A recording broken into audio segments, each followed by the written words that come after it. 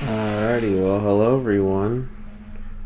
Welcome to my Mario Kart 64 playthrough, part 1. Today's episode we're going to be playing Switch Online port of Mario Kart 64, and pretty much was playing through all the Grand Prix. I guess we're going to start with variety, so we're going to just go every character left to right.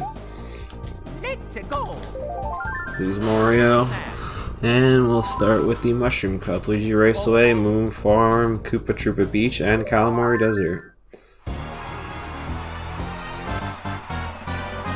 Out of all the Mario Karts, I'd say this is probably in my top 3 for sure.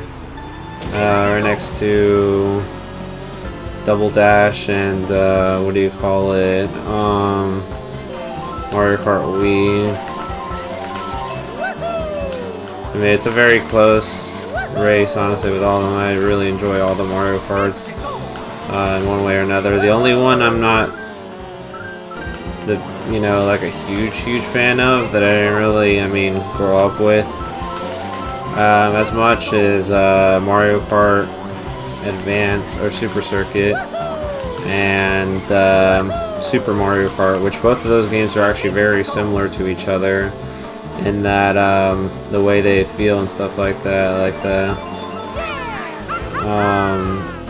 gameplay and all that.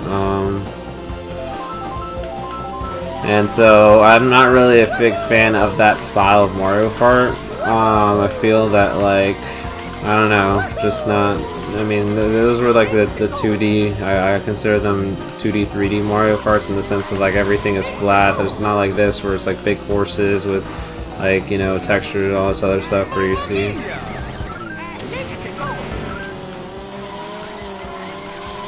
You can see I'm still trying to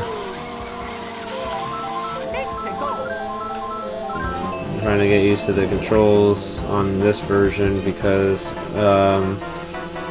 ZL is the ZR button, and there's no way to map it, unfortunately, that I know of. So I'm kind of stuck with this layout. Not too bad though. I mean, Mario Kart's controls are pretty simple as is, so I'm not really worried about that right now. Although it would have been nice to have had that as a feature, at least for certain buttons in certain games. Like Yoshi's Story, it took me a second. I played a bit of that. It took me a second to really get a gist of that.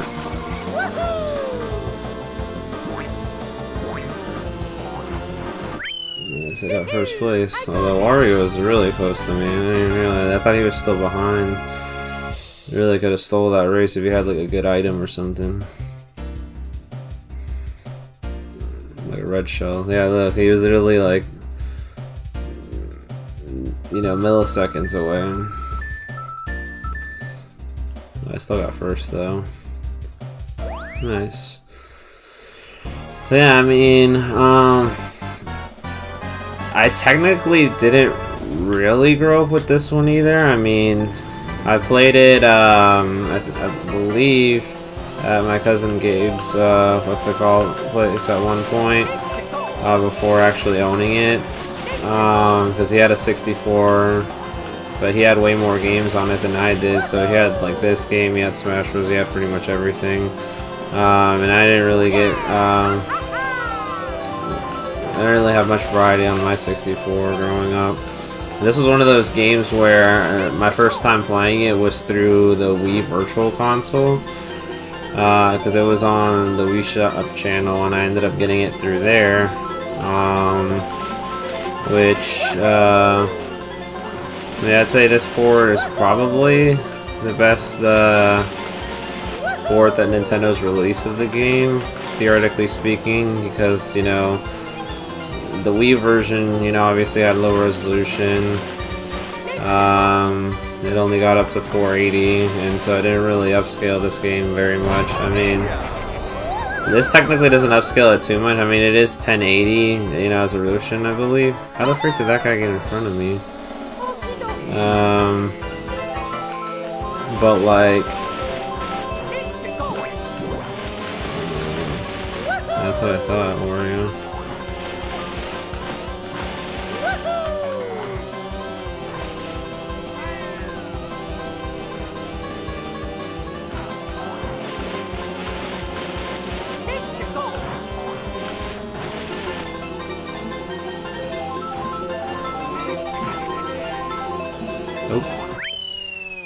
another close race with that kid. Huh.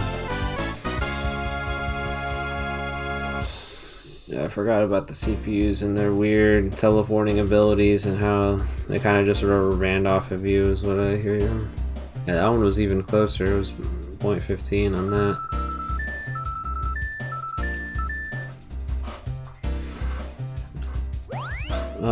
But yeah, so I played it through there, and then I remember, what do you call it, I finished everything pretty quickly, like all the Grand Prix and stuff like that. I didn't really struggle too much with it. So yeah, I remember this was the, like my very, it was actually, funny enough, my very first downloaded game that I had gone on my Wii, like that I actually paid for and downloaded it. So it's my first ever like digital game that I ever owned, I guess you could say, because before then, I mean, yeah, I can't really do that without a mushroom. Because before that, I mean, you know, I had the GameCube and nothing on there was digital. And when the Wii, I didn't even get Wi-Fi right away when I had the Wii. It took me like a year or two having the Wii to eventually get Wi-Fi. And once I had access to the Wii Shop channel and saw all the games you could get through it, I was like, holy crap. And I saw Mario Kart 64, and I had known of the game, and then again, you know, thanks to the fact that I was able to play it at my cousin's house, but also because, you know, I had very early access to it on YouTube, because that's when I started getting into YouTube as well, like watching YouTube. And I saw footage of this game, and that made me want to play it.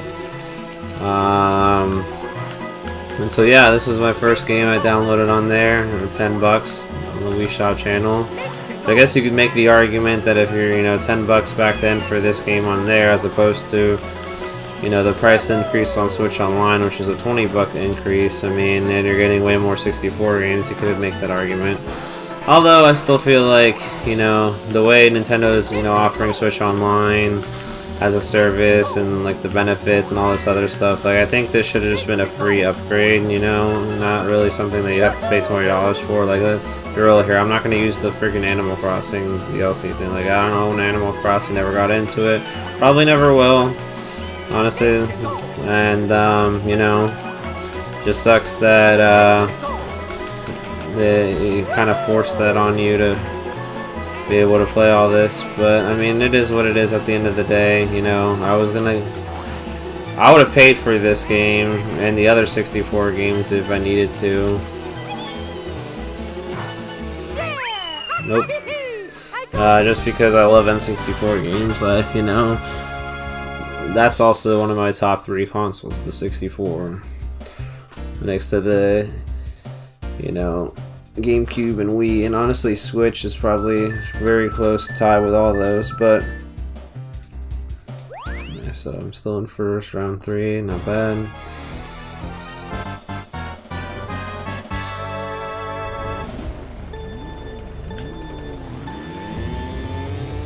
Still kicking these guys' butt.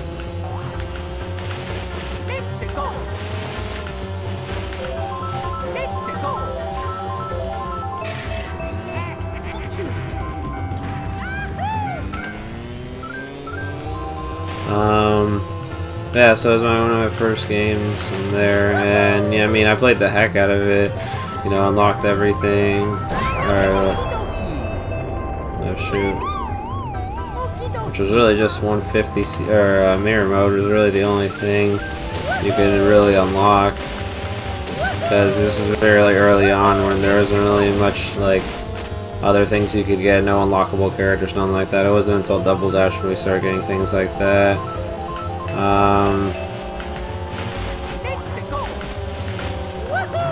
But yeah, I mean, I ended up playing it, beating all the cups, played a bit of the multiplayer. Well, obviously with a lot of these N64 games, the multiplayer is definitely, you know, very bare bones, but again, I mean, back then, that's all you needed, especially if you had, like, friends over, you'd probably play this for hours and stuff like that. Me, on the other hand, when I had this game, I had already had access to games like, you know, Double Dash, which Double Dash was the only Mario Kart I think I owned, aside from the DS, which DS, my sister had lost my copy of back in the day. I did end up getting another one years later, and I actually have it on Wii Virtual Console as well, so it's not too bad. But I mean, you know, yeah. So I was really just Double Dash. So this was really my next experience, Mario Kart game that I owned. Then after that, I got Wii, and then what's it called, Super Nintendo version, which that one was actually kind of a disappointment. But I mean, that one was only what, like $7-8 on the Wii Shop channel, so that wasn't, you know, too bad. That one I never fully, you know, 100%ed because, you know, that game is tough. It's probably one of the tougher, you know, Mario Kart. Probably the hardest Mario Kart in my opinion, as opposed to the other ones. Second hardest probably being Super Circuit, because with that, you know, 2D, 3D racing or whatever, it's like, what do you call it? It just feels more difficult.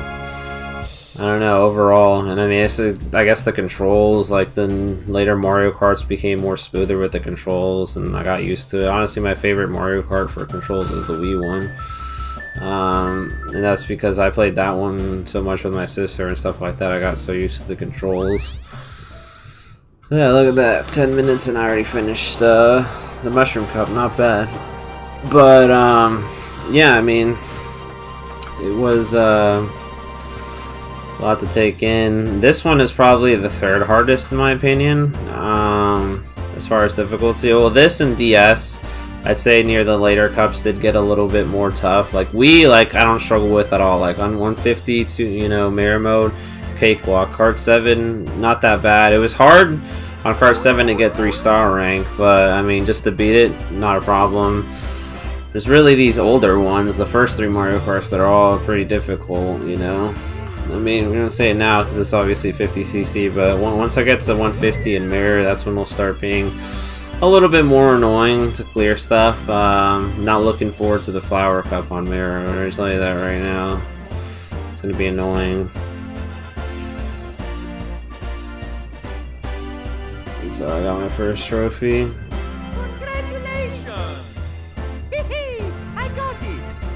Nice, so Mario got his first trophy. Now we use Luigi. And now we use the Flower Cup. What I find interesting though is the fact that the Special Cup is already unlocked from the start. And I figured it would have been like, you know, every other game where you have to actually unlock it. Especially since I had to unlock it in Double Dash, and I was used to unlocking a lot of things in that game. Yeah, no, it was just like already given to you, so I don't really know what made it so special. I mean, I guess, you know, they just want to give everyone a lot of cups to start with at the start, especially given the fact that, you know, the one redeeming factor of Super Circuit is that it did have more courses. Sure, they were all, you know, small 2D, 3D courses, but I mean, it had like 5 in a cup, and it was one of the only ones that had 5 in a cup. Every other Mario Kart since has only had 4 in a cup. And I guess that's to make it more quick and easy, and, you know, not to drag. You know, just something you can pick up and play and finish in like 10 minutes, like I just did right there with that.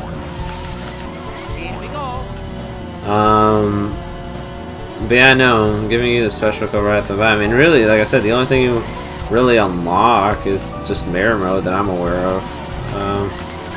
And then by beating mirror mode, you unlock, what do you call it, the alternate background screen for the title screen or whatnot. There's no like any bonus battle stages or anything like that you get. So very bare bones. Heck, in the original, 150 was something you had to unlock too. In this game, you get it right off the bat. So I guess they're just trying to, you know, have that as one of those things that you just get right off the bat. I don't know. It is what it is. I mean, honestly, this is one of those games where, especially at the time, it was probably more fun just to play with other people as opposed to, what do you call it, as opposed to the solo stuff. The solo stuff is mainly, you know, just something for if you're by yourself, you only have one controller. I mean, gives you something to do. And it's not too bad. I mean, sure, I'm gonna finish this probably in 2 parts. But I mean, you know, experience overall. You know, so this will definitely be like a 2-parter playthrough for sure. And then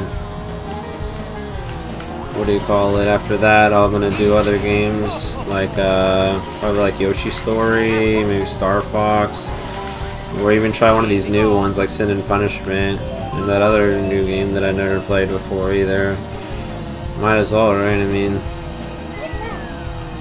it'll be a blind playthrough, and I don't think I've really even done much blind playthroughs on my stream except for the Cold War playthrough, which that's already been, you know, gone just because of the fact that my old streams got deleted on Facebook, which is again really dumb, but that's besides the point. Yeah, so as far as any other interesting facts about this game, I don't know if I've mentioned this story on stream before, but I did actually participate in a Mario Kart 64 tournament at this one convention we have here in Georgia called MomoCon. And, you know, I ended up making it basically almost to the final round.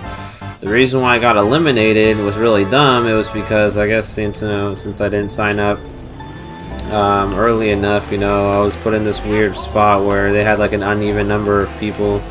In the last round it was 5 and we need 4, and so they ended up like making me and the other somewhat late participant rock paper scissors, which is really dumb.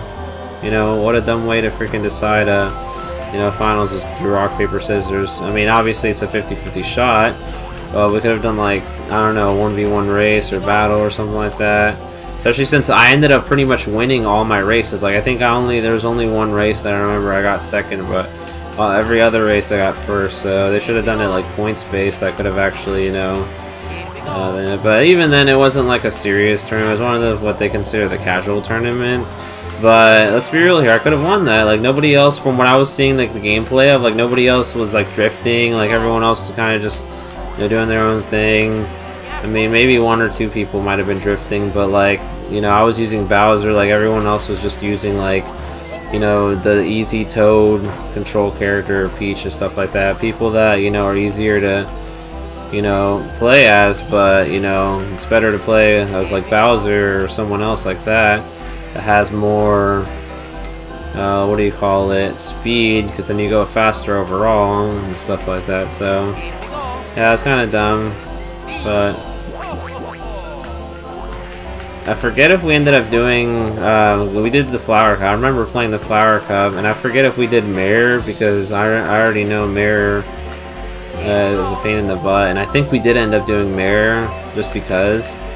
And like, you know, my strat was just not to get hit by the trucks whereas everyone else did, and that actually worked, because I stayed to the left for the most part, or to the sides, and just stayed as far away from the cars as possible. And that seemed to work out for me a lot. You know, I was able to avoid hitting any of that and slowing down at all.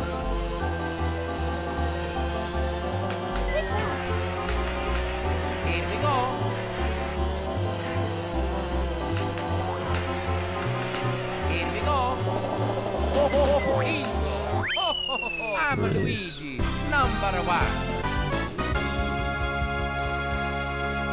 And Luigi wins again. But yeah, it was very disappointing. One of the only tournaments I actually got very, very far in. I mean, there's really just one more, you know, set of people that I was gonna face. More than likely won, and then gotten myself a nice little medal. I mean, it wasn't like a full-on trophy like the Smash Bros tournaments, but you know, it was something, you know. Because the only other tournaments I've participated have been like Smash Bros things, like Smash Bros Ultimate at Shone's Place, and those have been just like, it's really more or less casual tournaments, because you know, everyone there wasn't really like competitive players, and there wasn't really like a trophy. It was kind of just like a quick and thing, and they didn't even do it in like a tournament style format, like where we were doing the ones host, you know, setting the rules and stuff. Like, it was just like the preset tournament mode that you can do in the game. So But it's fun nonetheless. I mean, I have fun at when we do tournaments at Sean's place. But then the only other tournament I say where there was like a huge prize and prize money and all this other stuff was the one that they hosted at Video Game Trader, which is the local game store that me and Tony went to the other day. That one, funny enough, what do you call it? I ended up making it to like almost the semifinals, I want to say. Quarterfinals, yeah, it was definitely quarterfinals. And so, if I would have won against this one guy that I played, which was using Fox, and I was also using Fox too, like I very well could have, you know, made it to the semis, maybe gotten third or fourth. And I know the guys that, you know, told me about the tournament, which were Thomas and Brad, were pretty tough opponents in Smash Bros. To play against. So I very well could have lost to them.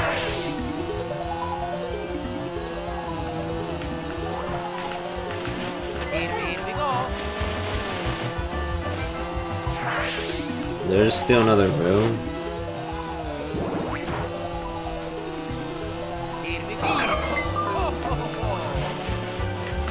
This item's so crazy, the freaking multi-banana peel one.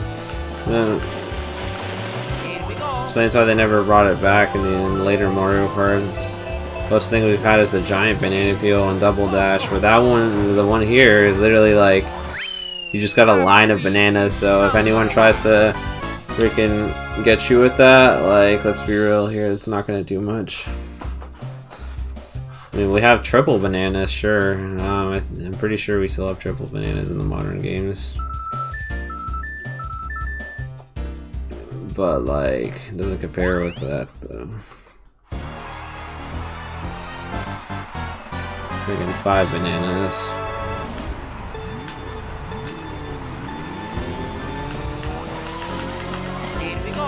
Yeah, so right now I'm playing with the Switch Pro controller. Could use the GameCube controller, but I already know the layout on that's probably going to be, you know, the Z button will be the item button, which is fine, sure, you know, but it's kind of in an awkward spot. So I would have mapped it to where it would have been ZR and ZL be my buttons of choice, and then the L button's the one that turns on and off the music, which I don't even know why it's even an option, but I guess, you know, it's the only Mario Kart to even have that, you know, and I guess they thought it was a, I guess, good feature to get rid of the music, even though the music's probably one of the better parts of the whole experience overall. So yeah, I don't know why they chose to do that. Theoretically, on my computer, though, I could have done this on emulator and played it on like way better settings, you know, higher quality and stuff like that. But, you know, obviously that would have entailed just doing it on there and would have defeated the purpose of me doing Switch Online. There are some games, though, or, you know, just for the quality's sake, because I don't want to re-hook up my 64 to my down here in the basement. I might just end up what do you call it?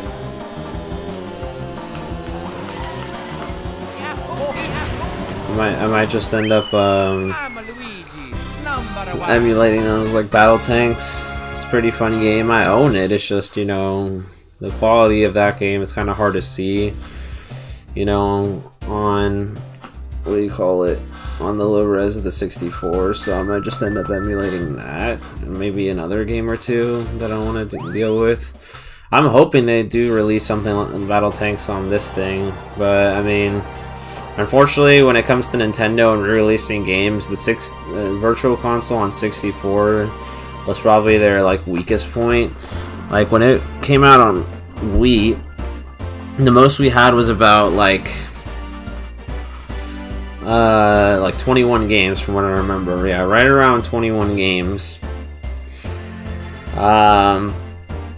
A lot of which ended up getting re-released on, what do you call it, on Wii U. Obviously, Wii U added a few more, had a Donkey Kong 64, and stuff like that. But I guess now that Nintendo's, you know, better partners with Rare, maybe we might see Diddy Kong Racing, what do you call it, Donkey Kong 64 again, and maybe some of the other Rare titles. Or Rare could just simply release the Replay collection. But we'll see.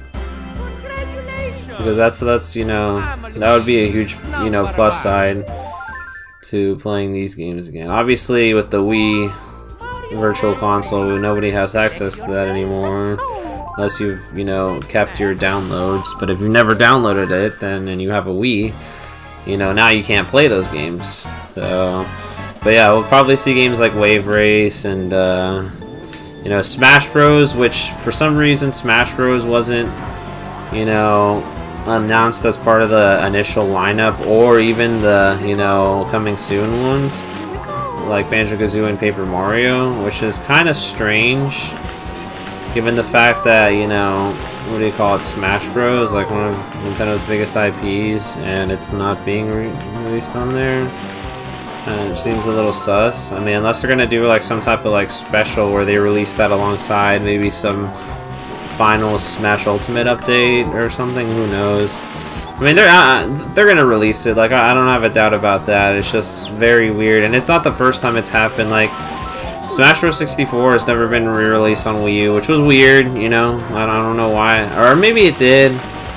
It's hard to remember, honestly. I don't think it has. I think I would have remembered, you know, because it's better to have it on, you know, what do you call it, on the Wii U, because I already transferred all my Wii data to the Wii U, so, you know, as far as more control options and stuff like that, have been better on there, because then I can use Pro Controller, gamepad, stuff like that.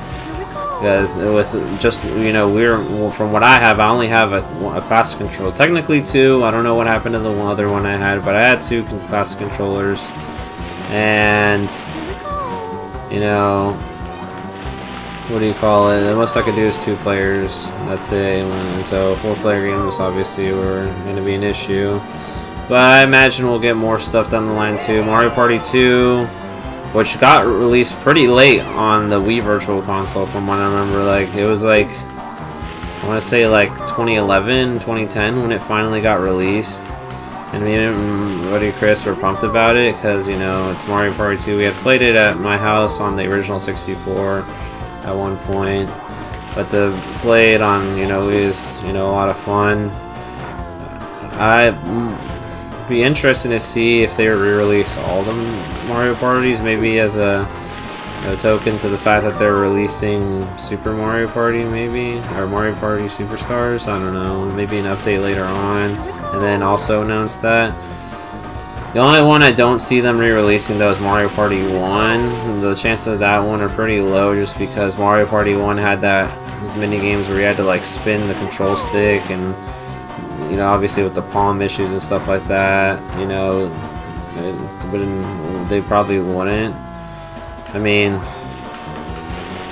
I figured, you know, with the modern controllers that Nintendo has, like you know, you can use the GameCube, you can use the Pro Controller, you can use Joy-Cons. I doubt it would, you know, be that of an issue. I don't even know if people are dumb enough to even still use that strategy, even though it is effective. Or, you know, maybe they'll patch it some way to where you won't need to, you know, put your palm on it that hard or something. I don't know. So that's the only one that seems really questionable about that. Then not sure why they never released Mario Party 3 on anything. So that one's another question mark right there. But what do you call it? I don't know. Just have to see, I guess.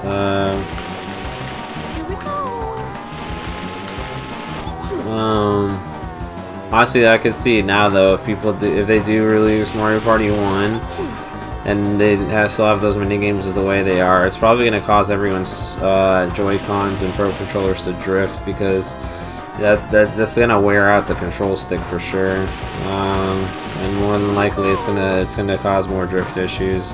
Nintendo has already fixed them, so we'll see. Maybe what the freak? I just got sniped.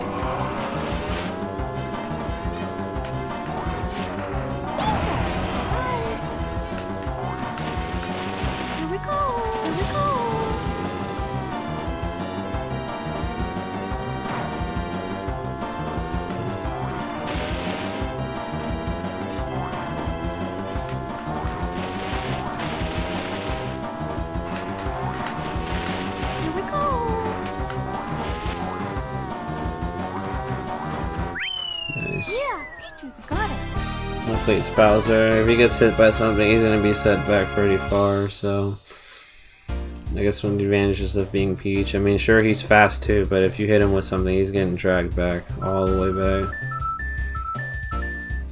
I probably won't be pulling off any of the glitches, just because I feel like if I do, it's gonna set me back a lot, because a lot of the glitches that I do remember how to pull off, and was actually good at pulling off and stuff like that, like are pretty risky, like the DK Jungle one and the Rainbow Road one. So I probably won't, or I might just save state just to try to, you know, do the Rainbow Road one. We'll see. I'm not a fan of using save states, but you know, desperate calls, desperate measures, you know. Unreal.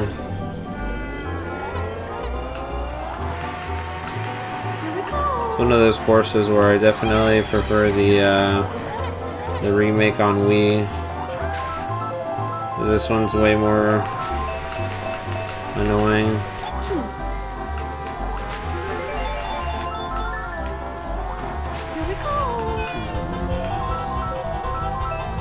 Oh, nice double star.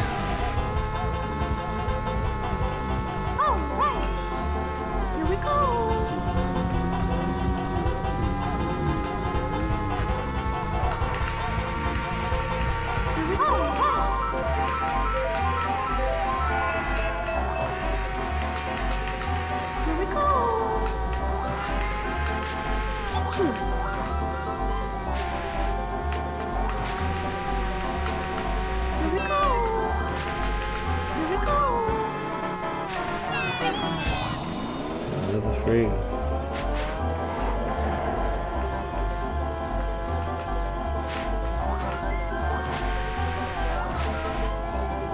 Nice.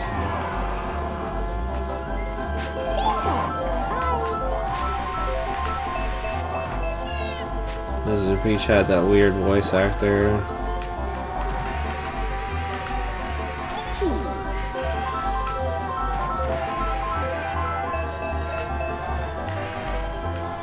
Yeah, and then I'll probably play Ocarina of Time too. I'm looking forward to Ocarina of Time. It's been a while since I played a Zelda game. The last time I played on my stream was Wind Waker, which I'm gonna have to play again, obviously, given the stream situation. But it'll be nice to play Ocarina of Time, because that one I haven't played through completely in a while. So I might get stuck at some points, to be real here, and I probably won't 100% it, but it'll be a fun time nonetheless.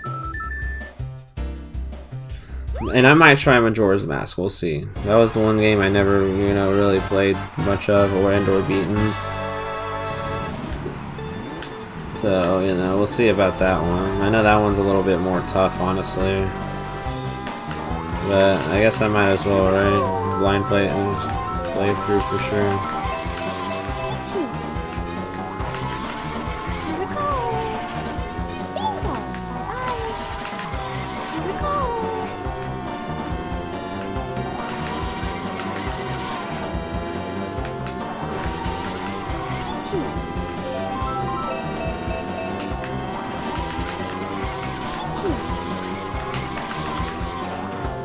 Oh shoot.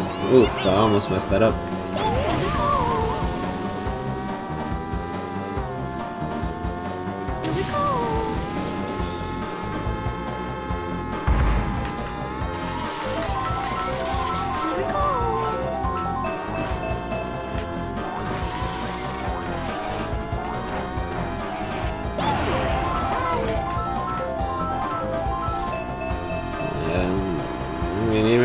after playing this game for years, I still feel like the controls are a bit clunky. I mean, it doesn't help that I'm playing this on the Switch Pro controller. Almost fell off right there, jeez. Good thing for the fast hopping.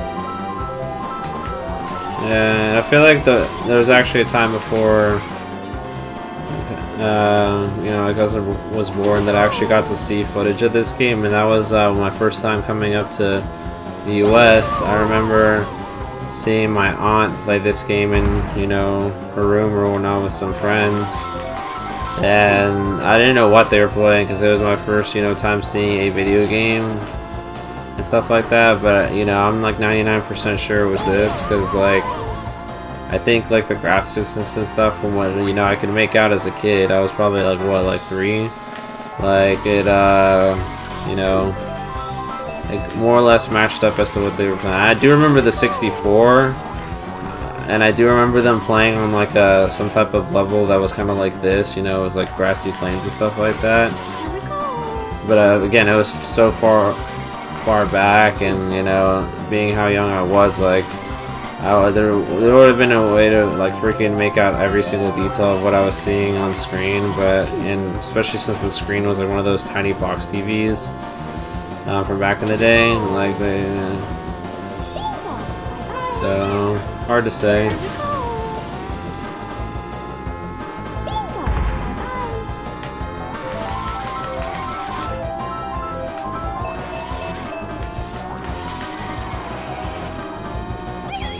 Jeez Louise.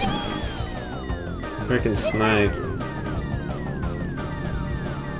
Unreal. Freaking shafted me with a stupid snipe that there was literally no way to dodge that. Unreal. My only ticket from getting a freaking perfect scores. You know, because I get freaking sniped. Like, that was unreal. Luckily the last course isn't too bad, but like, what the freak? Yeah, how unreal can you get in that? And of course this guy with this freaking shell.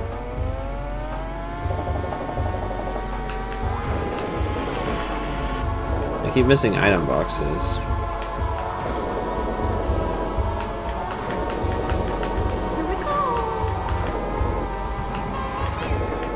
Well, one thing I did notice in this game, I don't think is in the other ones, is the fact that depending on the CC you're playing on, you know, also depends on how the obstacles are. Like in this case, on 50cc, there's only one thwomp in that little hallway at the end. I passed by a little while back,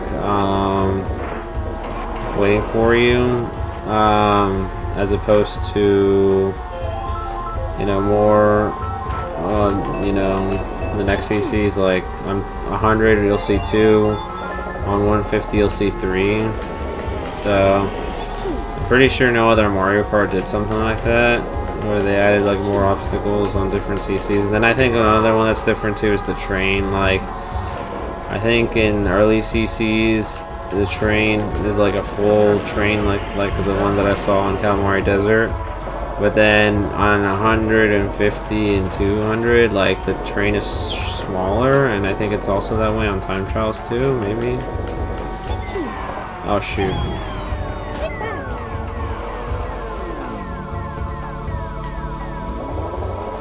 At least I know it's different. Then the other thing too is what do you call it? The guardrails on Choco Mountain are gone in the later CCs. Actually, you know what? I think Double Dash actually had something like that. Now that I remember, yeah. So Double Dash, the first course, Luigi's Circuit, has something like that, where jeez Louise, freaking Mario. Out of the way. Luigi's Circuit has something like that, where it actually had guardrail at the beginning, so you wouldn't.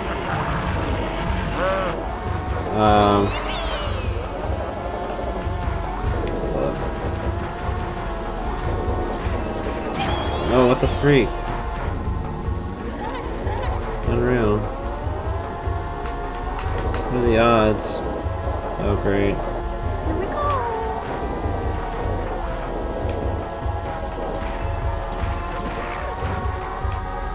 I might have just lost the Grand Prix.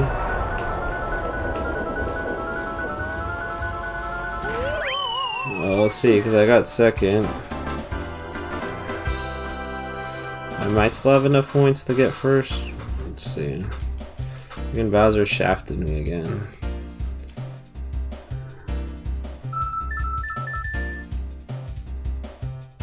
Okay, so I still got first. Well, me and Bowser tied, but I still get the player one advantage of getting first.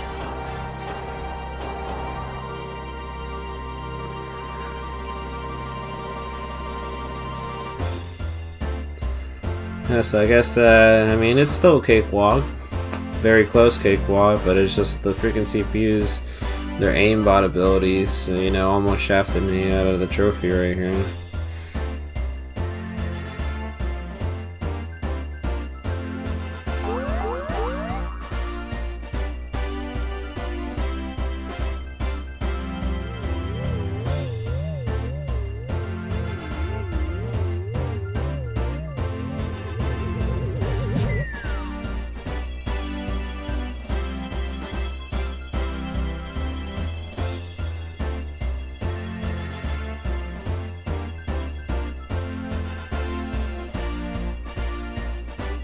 Alrighty.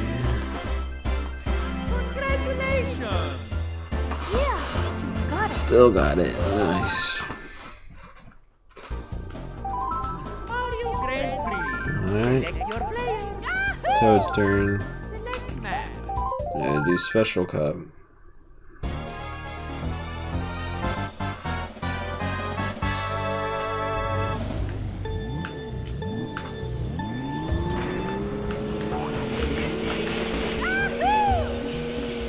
But, yeah, I mean, I just remember that, though. I think that was the only one that Double Dash had. Maybe there was another one, but I feel like that was the only, like, obstacle that I remember was different, depending on the CC you were on.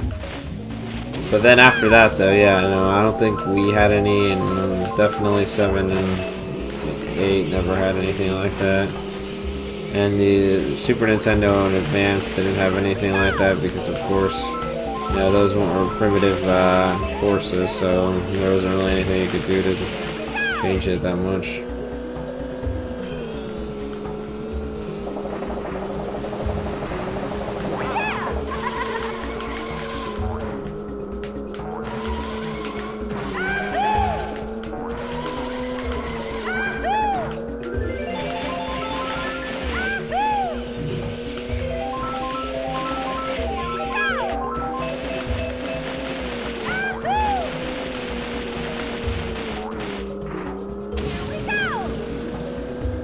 Oof. I was gonna say, hopefully that boat is just like, you can just clip through it, because that would have been annoying if freaking have hit that and then like gone down because I just happened to be going at the wrong time. Then I remembered, yeah, that would have been a very dumb move on them to just have to go do that. And I think this one, maybe those, you know, things guarding the water, you from falling into the waterfall aren't there on 150/mirror.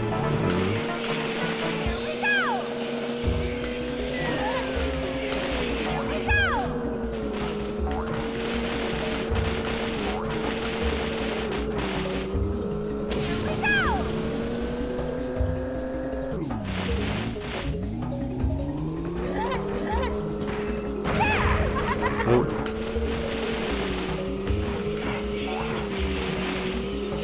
The snipes are unreal.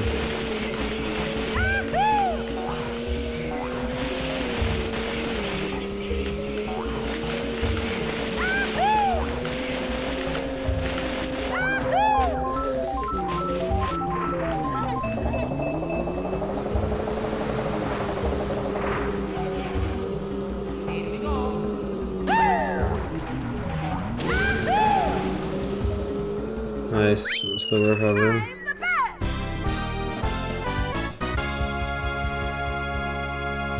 Barely, but still recovered.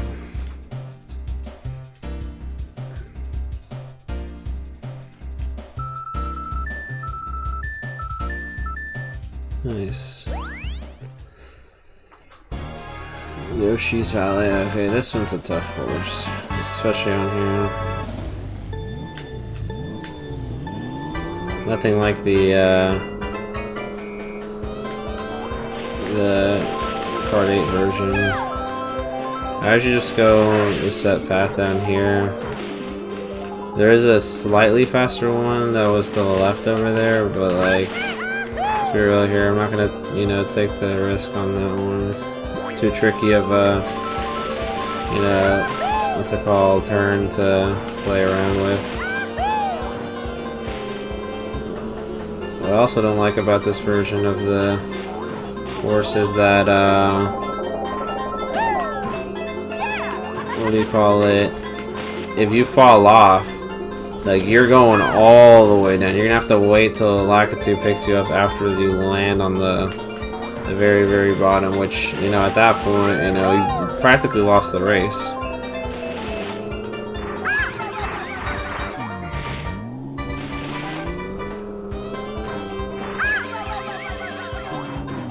I think the Wii one had the porcupines that I don't remember. Maybe they did, maybe they didn't. That's a fake.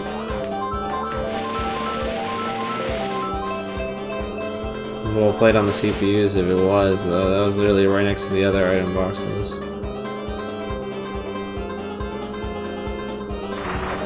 Yeah, this was also the first Mario Kart with, like, the I guess you could call them traditional item boxes, where it's like, you know, it's actual boxes, whereas in the original it was like just flat textures on the road that if you pass by you got the item. And then ever since then they've just had,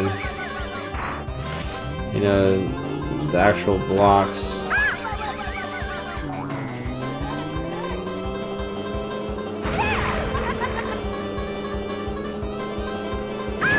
Oh shoot, it was unreal. What are the odds?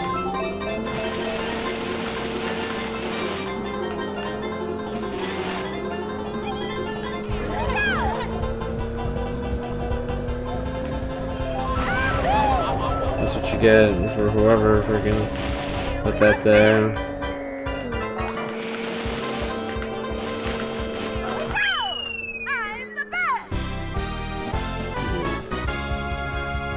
Like, I should have freaking, you know, did my hunch, because it just seemed odd to me that where it was placed, and then also, you know, I didn't really have time to react to really stare at it and be like, okay, that's definitely a fake. No, I mean, this is probably the most annoying when it comes to those fake item boxes, because they literally are the same one. It's just they don't move nearly as, you know, spin nearly as fast, and then, you know, they're the same color. Like, at least, you know, Double Dash made them red, and then they ended up making them clear again on DS. Except obviously you'd have to look at the map on DS and see what the, you know, which one's real. And then obviously we brought it back as the red ones, which is, you know, the proper way. I mean, obviously the item as itself, like, I understand the concept of it. You know, it's supposed to trick you into running into an item boss thinking that it's really, you know, for an item. But in reality, it's, you know, it's fake. And it was more convincing to do it this way, but, like, you know, it's also an annoyance to deal with when it does happen to you. And I guess when they changed it red and they made the red item, you know, fake item boxes permanent, part of the series up until we be the last one, they were just like, yeah, so we're gonna get rid of this. And, you know, because, I mean, at that point, yeah, I wasn't fooling anyone with those red ones. So even if you placed it, like, in an area where, like, near the item blocks, like, you know, unless, you know, just blended in really well, that you're going to hit it, or you put it in a spot that, like, was going to block someone from, like, you know, using, like, a shortcut or going down a certain path, and, I mean, then it's effective then. But even then, though, it's still just like, what the heck, you know? The one benefit they had as a defensive item, as opposed to, or like as a trap as opposed to the other ones, is the fact that it can't be broken. Like, you can't toss a shell at it, it won't do anything, it'll just go through. But the drawback of that is also the fact that you can't use it defensively. Like, if you know, have an item and you want to like block someone else's item from behind, like, you shoot that, it's not going to do anything, it's just going to go through that. So it's like a, you know, double-edged sword, basically.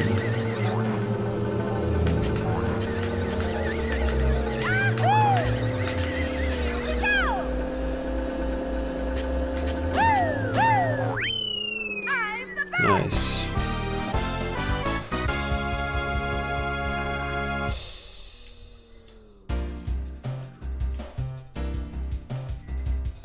Alright, we're gonna try the shortcut just for the gist of it.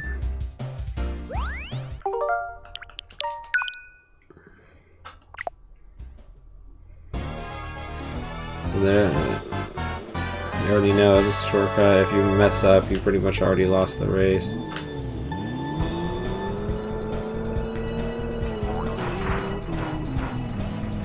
Yeah, I mean, I already messed it up.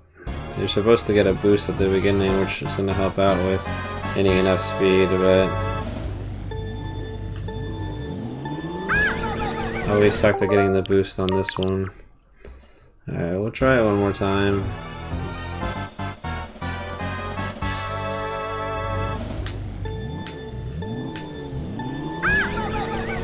Unreal.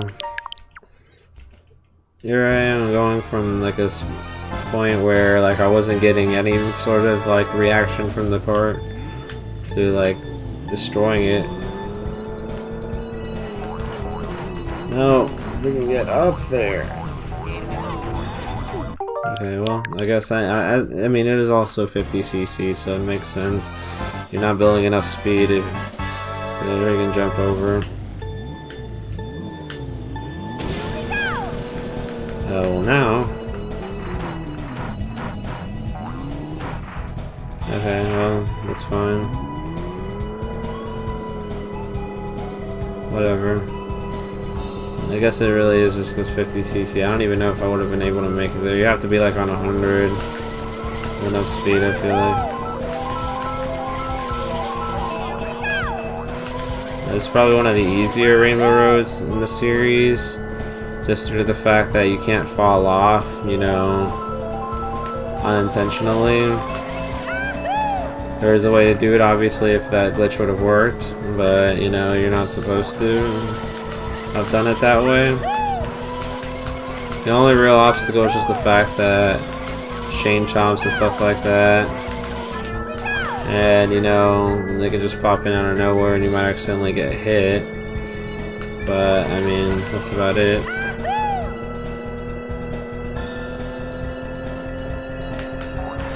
Not too bad.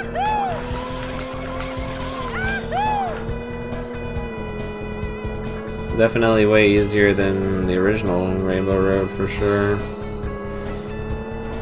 The only really major drawback about this is just that it's so long, so it takes you like 4 minutes to complete this course.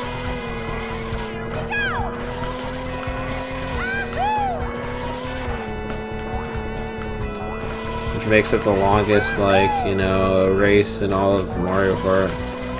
Every other Mario Kart, the races in those games, you know, the most they'll go to is like the 2-minute something mark, or something, you know, around there. This is the only one in the series that actually makes you go for this long. I mean, sure, there's longer courses as far as like longer stretches, but that's why, like, when this one got brought back in Kart 8, it got brought back as a, you know, what do you call it, as a checkpoint. How the freak?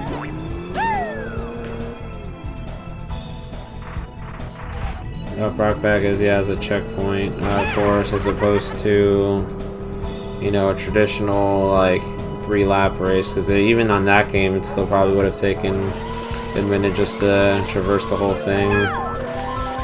And the other long courses, like, you know, Wario's Mountain and stuff like that, those have checkpoints for a reason because they are pretty long. Woohoo Loop, stuff like that over the series.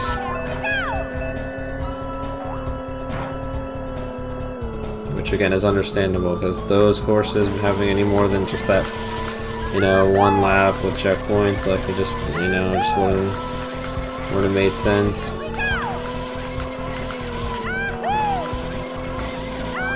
And also like F-Zero course too. The two F-Zero courses are like that with checkpoints because they're so long. Heck, this, you know, made perfect sense as an F-Zero course, and you know, F-Zero GX, or sorry, F-Zero X. So I got brought back in that. I wonder if F-Zero X is on the Switch thing right now. I don't think it is. I know it is definitely on the Outlook if it wasn't already like on here. I feel like it did advertise it, so I'm pretty sure it is on here. I don't know if I'll do a playthrough of that, because that game is pretty tough. And way more tough than this one. And knowing me, I'm probably not going to be able to 100% like beat all the cups and stuff like that. I might give it a play, sure, to like, you know, play through, you know, all the cups that I can get access to, but I probably won't beat it.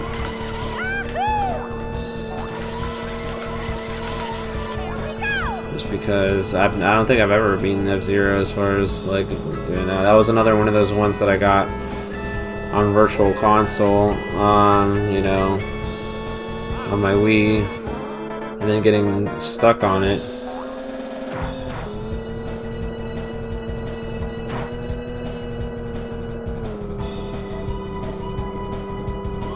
So yeah, probably not for that.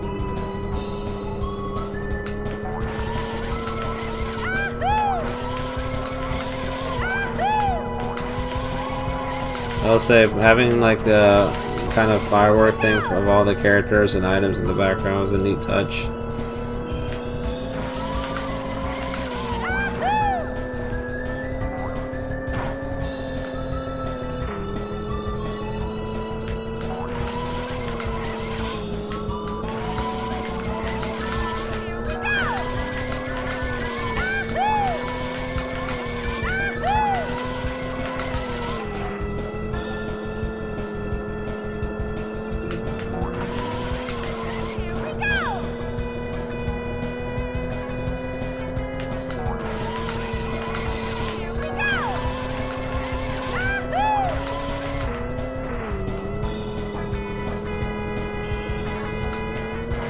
Yeah, but this is probably the worst course to fall off on too, because you just fall so slow. And it's like future games where like if you fall off like for like a few seconds, like you get respawned. Like here, like it'll take you a while to freaking get respawned.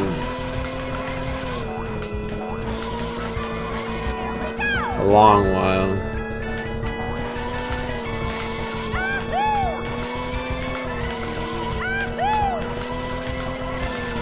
So why the shortcut's like a higher risk, high reward kind of deal. I mean, you do save like a minute's worth of driving, but like, you know, let's be real here. Is it worth taking that risk?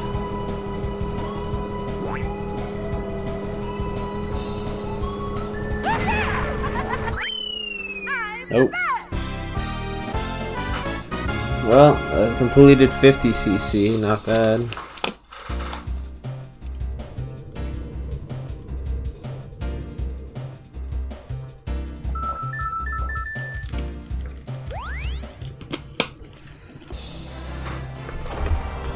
So now I just have to do 100, and then I'll say 150 in there for tomorrow, I guess.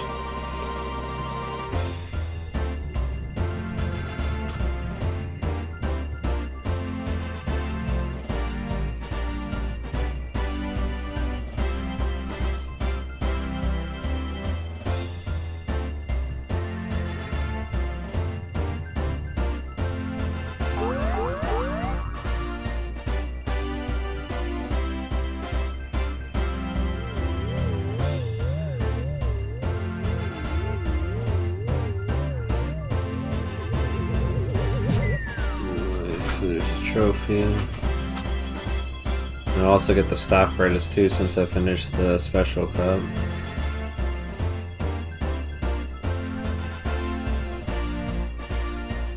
well, the benefit is the higher the CCs, faster I'll go, so the faster I'll finish the next cups. Actually, no, there isn't no staff credits here. Okay. Grand Prix. I guess it's 100 and above when I start getting staff credits. Select match. Mushroom cup. Alrighty then. Not bad.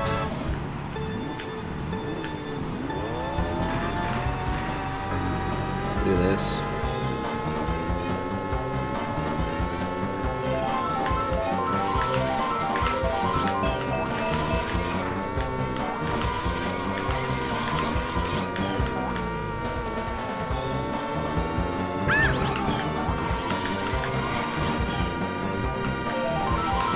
It's odd though. I gotta. I remember in the other games it was, you know, it's always been special cup, staff credits kind of thing, but... And I know this one has it, it's just that I forgot, I guess, that it doesn't start happening until, you know... what do you call it, 100, and possibly even 150, and...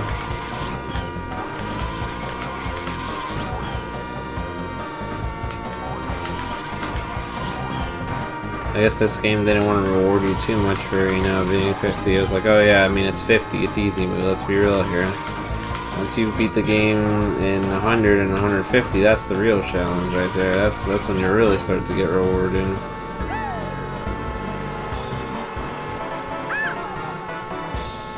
Friggin' Toad just sniped himself.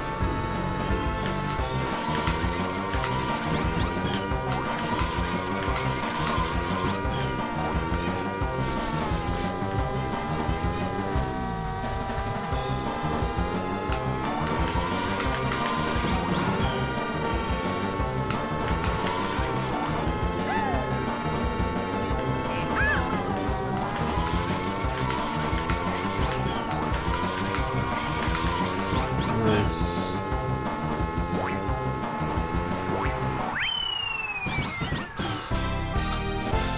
Funny enough, there was a ROM hack that was made of this game that like changed it to, you call it Dragon Ball Z Kart, which is pretty cool. Let's see if I can get that working one of these days. I tried to get it working one time, and then for some weird reason, I don't know, it was like crashing when I tried it. It was like a while back on my old computer. I figured, you know, this being a more powerful computer, you know, I'm sure I'll be able to run it just fine. That'd be a fun thing to show off. I mean, just because let's be real here, Dragon Ball Z Kart, like, won the world.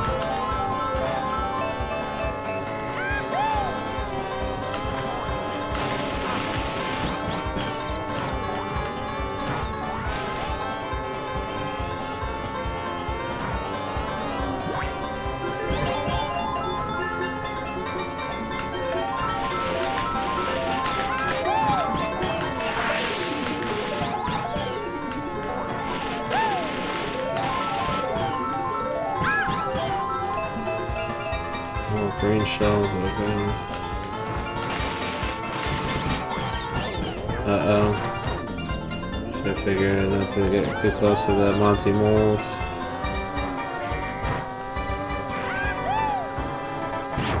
Oh, what the heck? Where did he pull that?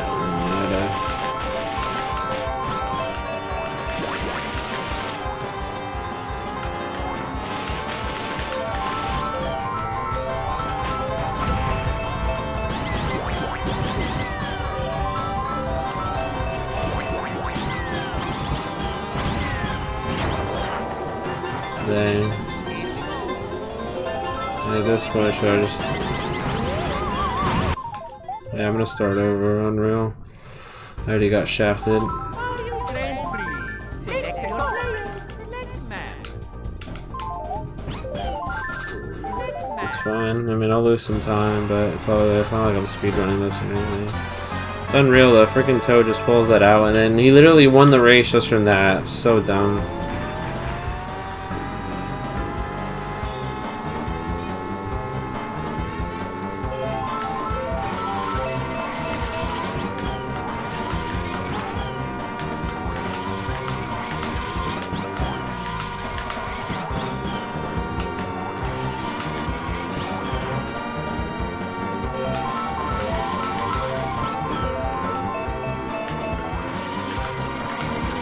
Yeah, the good thing is that it was, you know, at the beginning of the Grand Prix, because if not, you know, I would have had, you know, have to waste more time going through all that again. You know, being the second race, you know, I'm not too annoyed by it, I guess.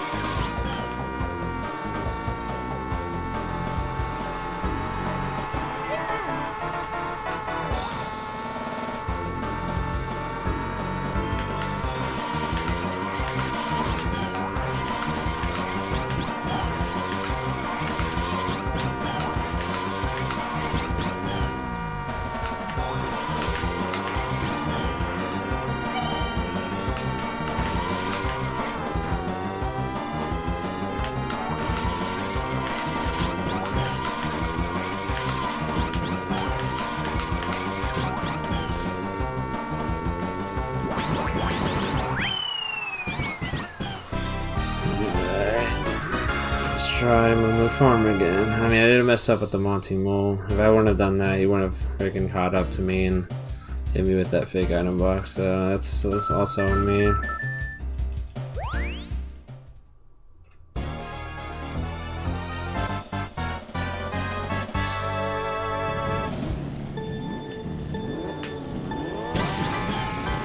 At least I got the boost this time.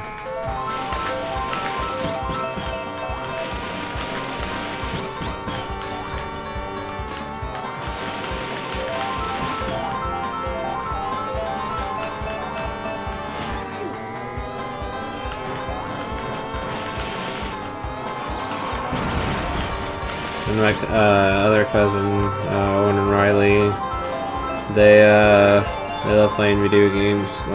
We go over to visit their house too, so I'm sure it's definitely be a fun game to play with them.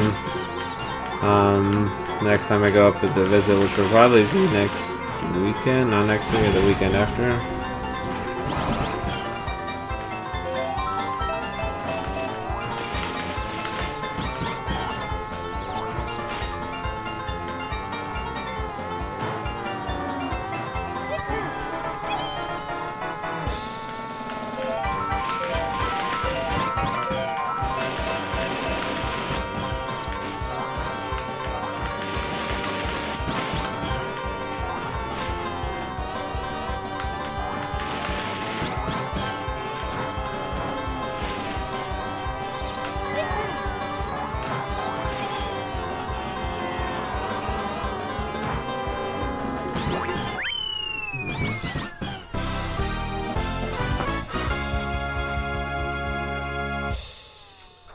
Those are almost caught up.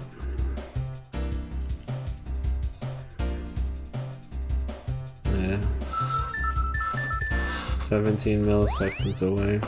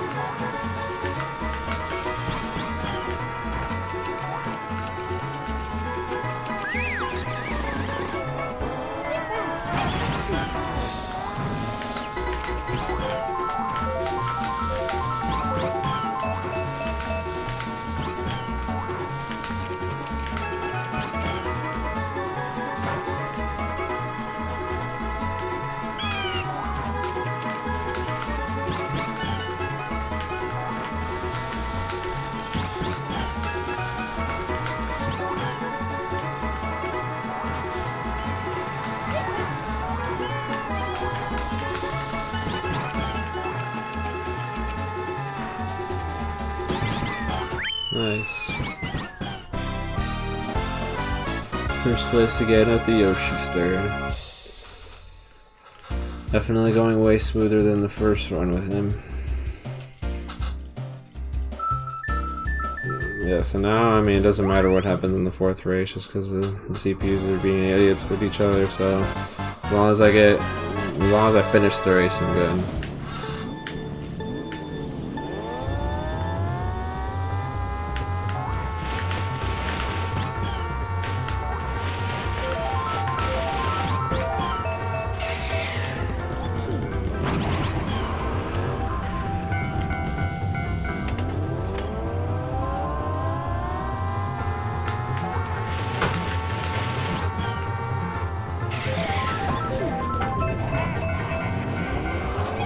Nice, they both flying off with the train. That's hilarious.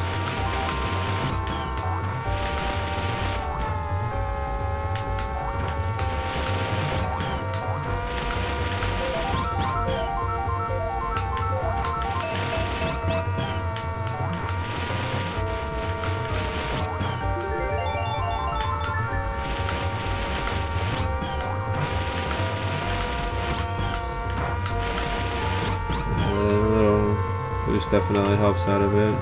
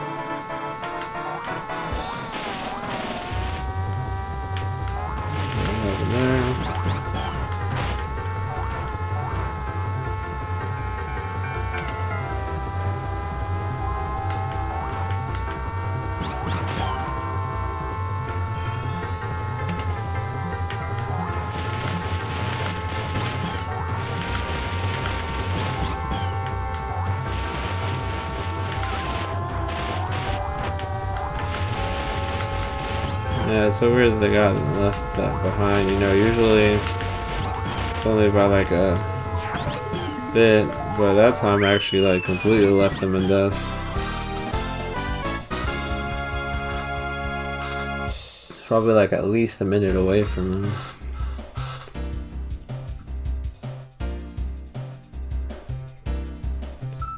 I don't know that it was 20 seconds. That's a little sus time right there. Definitely like a minute. Unless they're just getting nothing but stars at the end.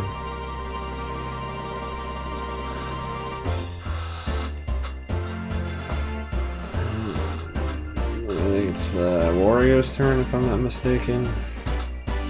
And now we move on to the last three for tonight, which is all the heavy characters.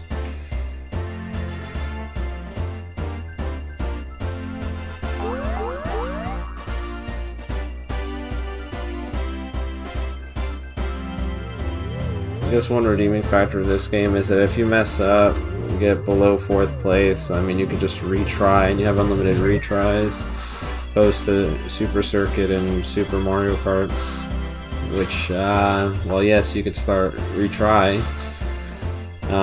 You had lives, and if you lost your lives, then you were just done. So, as you only the top 4 get points. This game was at least generous enough to give you that, because you could theoretically have lost on purpose to get another try. Which I could have done, but let's be real here.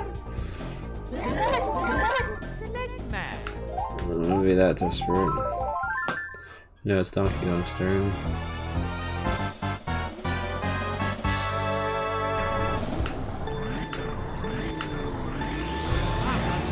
Nope. Scoot out of the way.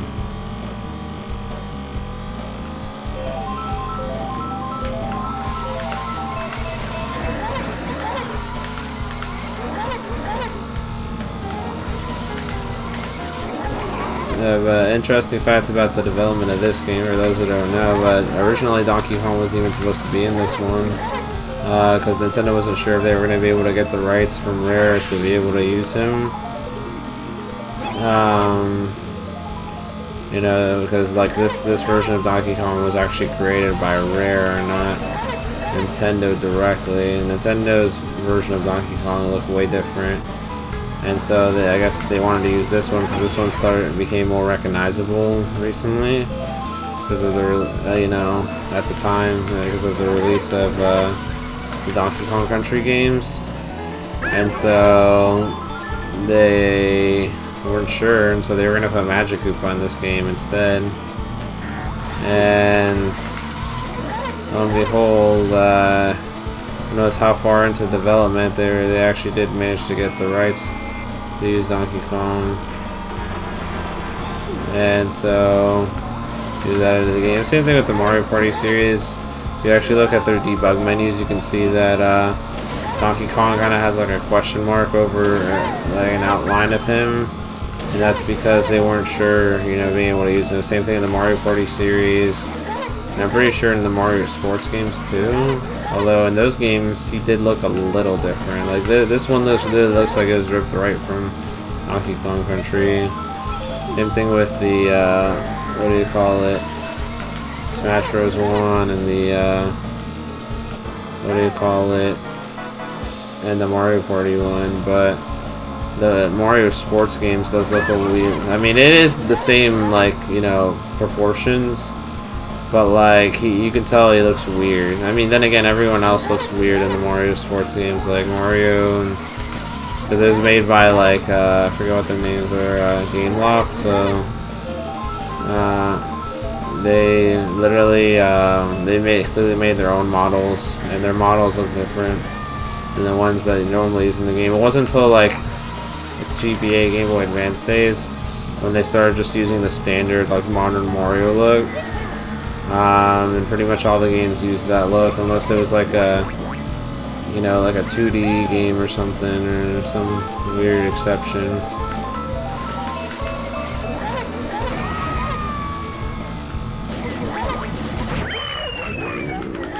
I propelled myself into a bus with some shells.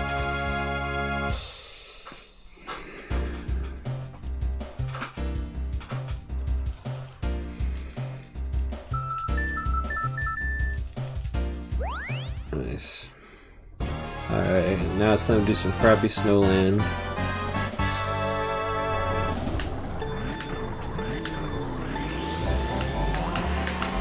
No boost this time, of course, but it's all good.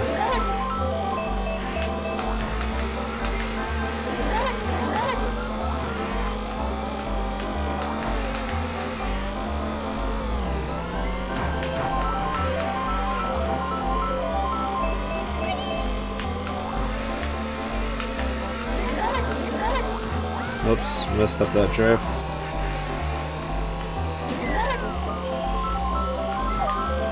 Almost hit myself in my own shell. It's all good though. Not that toad anyway.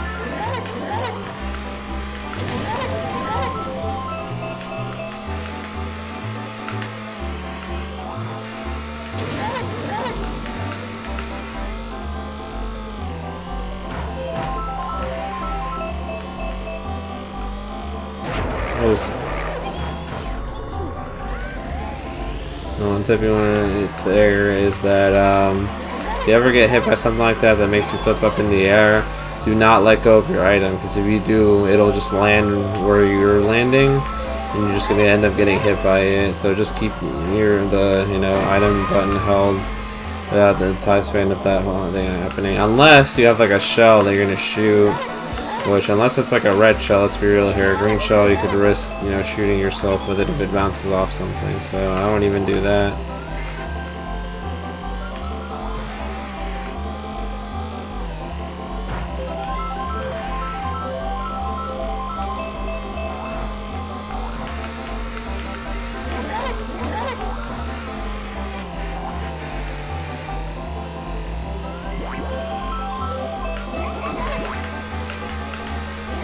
Got some hits.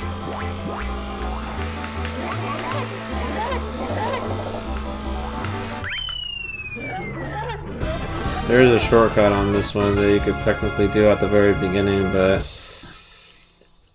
I've never been able to pull it off successfully, so I wasn't even gonna bother to try it in this playthrough.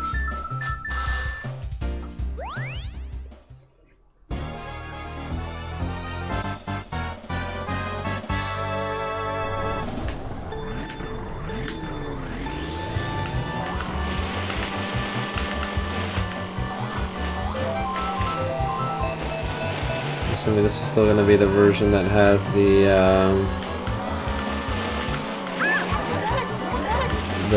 guardrail, hopefully. It does not, okay. So it's starting with 100 when they get rid of it.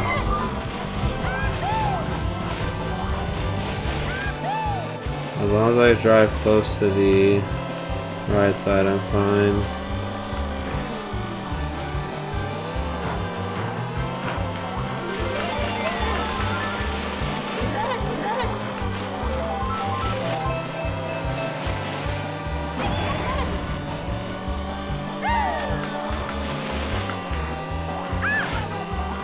I just sniped himself. Nice.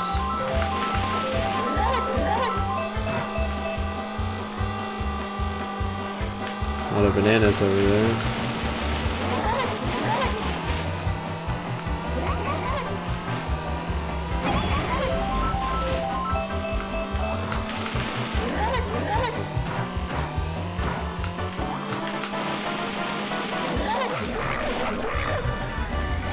Sure what happened there.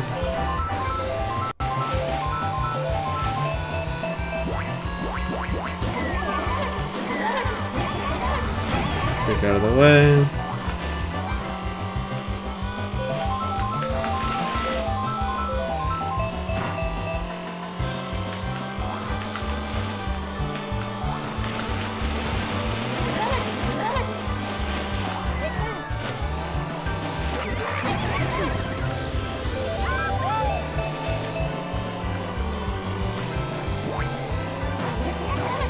Nope. Still got it. Suck it, Toad. Ain't getting past me there. That's for sure. You got pretty close. So did Peach in a way, but she landed on that banana peel, which helped out a lot.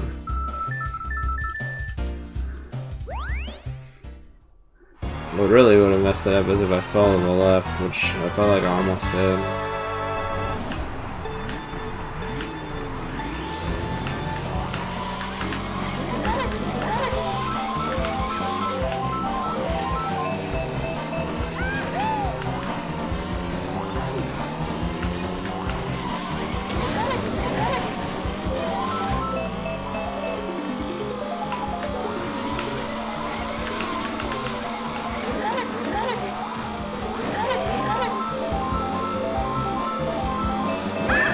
Oh, I managed to get a double shot with that one.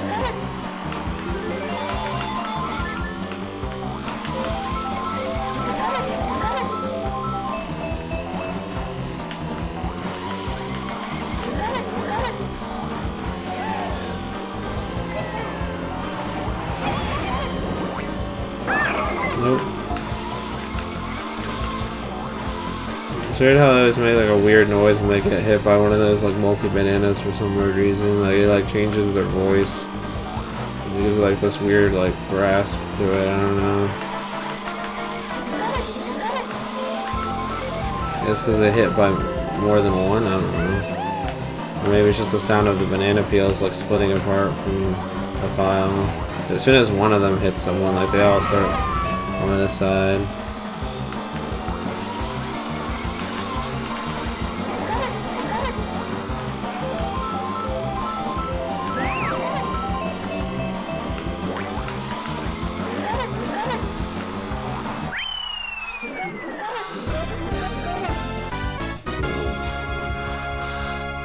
Now I got 2 more cups to go.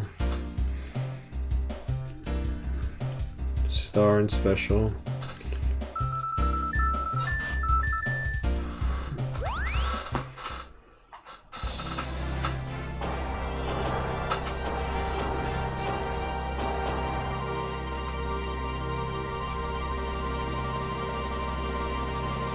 Yeah, it's crazy because the first 3 Mario Karts have a lot of things in common.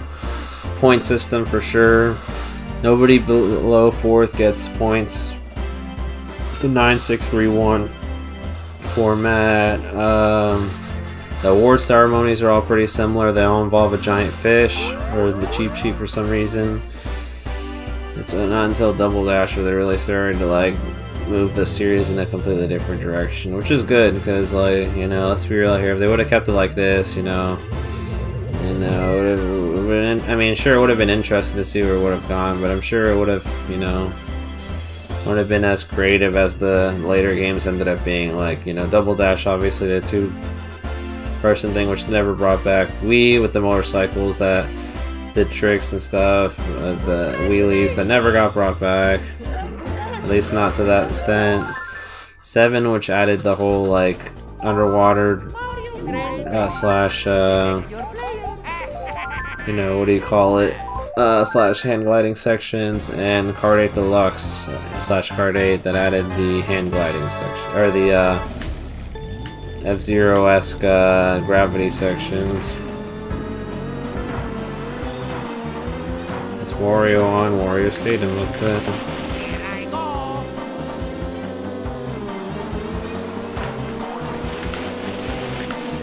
He's got the home advantage for sure.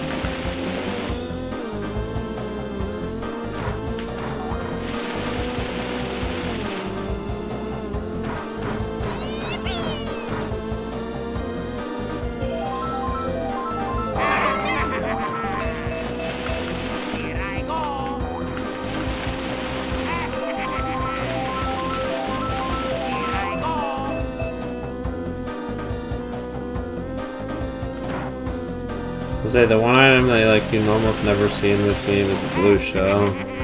It's in the game. You can see it for like a split second during the item reel, but it's very rare. Like it'll happen. Like, I mean, it more likely to happen, I guess, in the higher CCs when they start upping the difficulty. But even then, like usually you only see it in like, you know, if you get it, if you're in last place, or if what do you call it? Or if you're playing like local multiplayer or something, there's a chance of it appearing. Obviously the main drawback is that this was the first iteration of it, and when they added it, it made it to where it's destructible. So it can, if you shoot it the wrong way, like shoot it, you know, off a cliff, or shoot it like what do you call it, too close to a barrier, like it'll just explode and it won't do anything. And the only way to block it is like if you just get lucky and it for some weird reason misses, like maybe you jumped off the cliff at the right moment, but or somehow managed to avoid it. But you know, it was just one of those things where you just didn't see too often in this game, at least. I don't think there was a blue shell in the original that I'm aware of. I'm pretty sure there wasn't. And I'm pretty sure Super Circuit had it, and then it wasn't until Double Dash when they made it have wings, and it had wings in the following 3 games. It wasn't until 7 and 8/8 Deluxe when they brought back the whole mechanic of it just, you know, going on the road, which I forget if it's destructible in future games. I feel like it probably is. It's like if someone, like, you know, has like a star or something, because the benefit of the blue shell when it's like not with wings is that it can hit other people on the way to the person in first place. So if I just happen to be at the wrong place at the wrong time when someone uses it and I'm not in first, like I can get hit by it too. Sure, it won't do as much damage as the guy that's gonna initially get hit, which is the guy in first place, but it still, rock other people as well. So I guess you could say that's a benefit.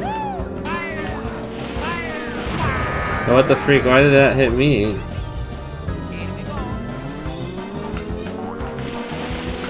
What? Unreal.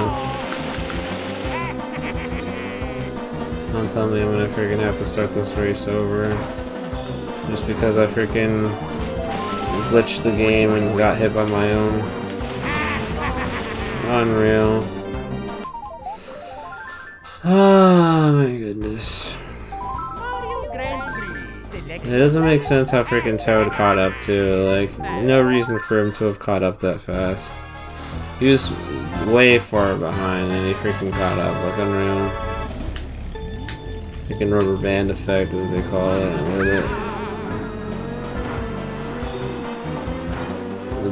Since the game is still, pretty bare bones, like, there isn't really a good way to track the CPUs as much. So they kind of just, in order to avoid keeping track of all that, they rubber band you, which basically means that, they kind of stay within your radius, and when you're not looking, they kind of just slowly but surely eventually catch up. I mean, unless you manage to somehow affect it to where, they don't, which obviously you saw Calamari Desert. I just whizzed past all of them, so... it's not perfect system, of course. Obviously, it has its flaws like with that, but for the most part, you'll get situations like this where these guys are literally, somehow freaking like, yeah, like, where'd Mario come from? Like, unreal.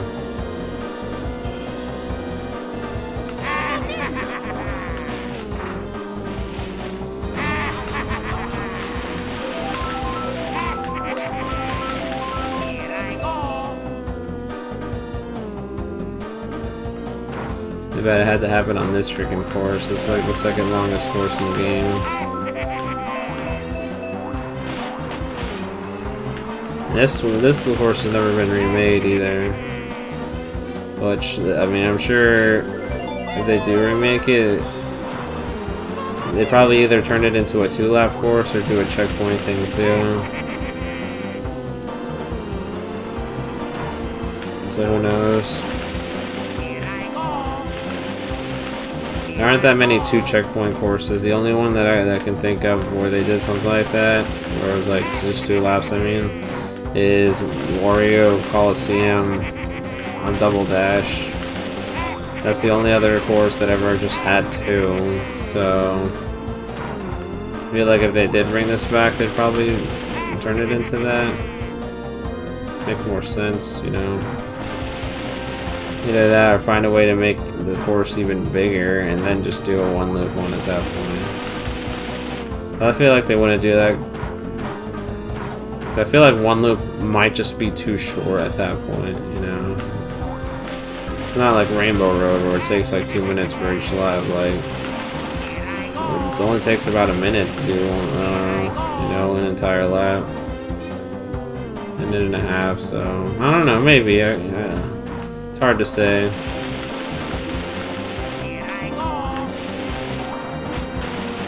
From the looks of it, yeah, probably a minute and a half.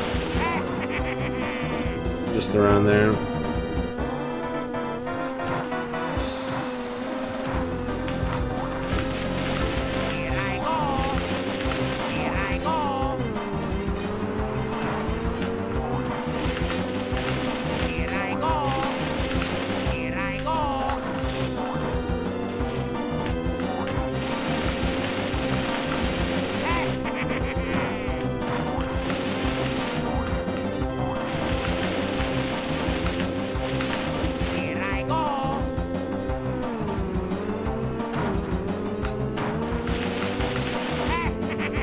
Yeah, it's crazy how developed Wario ended up becoming up to this point. I mean, I know he got his own game series with the Wario Land things, but like, if it wasn't for that, like, he really didn't, make much other appearances, and like, aside from like spin-off puzzle games like Wario Woods and stuff like that. And eventually the WarioWare series, of course, but the fact that he started getting this much attention this early on is kind of crazy to think about. And then like Waluigi ended up getting invented during the 64 days of Mario Tennis, but obviously with him, he's not really appeared in much games aside from the Mario sports games and Mario Party and stuff like that. I'm Wario. I'm gonna win. So, I mean, yeah, I don't know what's up with that, but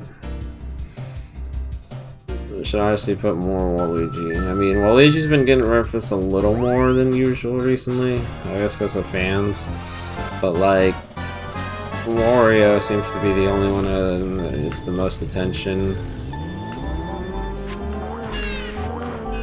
Especially since he ended up replacing Koopa Troopa, which was the only other character that was in the original that's not here. I mean, unless you count Donkey Kong Jr., which, I mean, is theoretically just Donkey Kong. Like, they're technically the same, because the original Donkey Kong is technically Cranky Kong, as far as I'm aware. So Donkey Kong Jr. is Donkey Kong.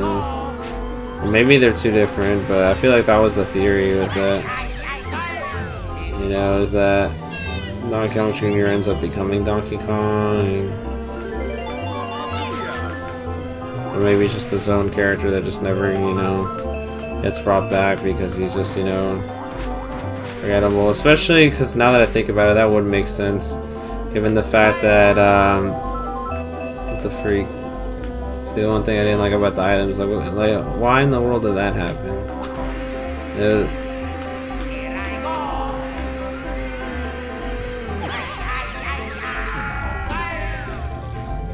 And then what happened there? Like, I don't know.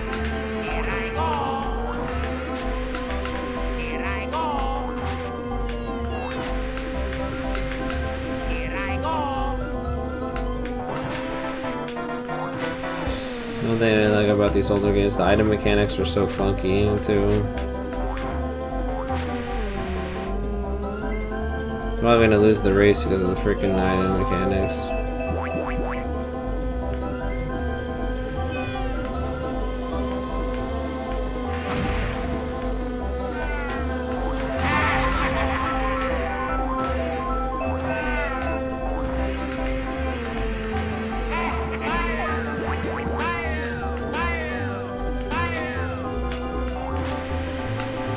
Where did all those red shell goes? I mean, I understand he already won, but like they freaking, like, what, did they just hit the wall? The good thing is Yoshi didn't even place in the top 4 last time. At least I don't think he did, so it's not going to be much of a point gap.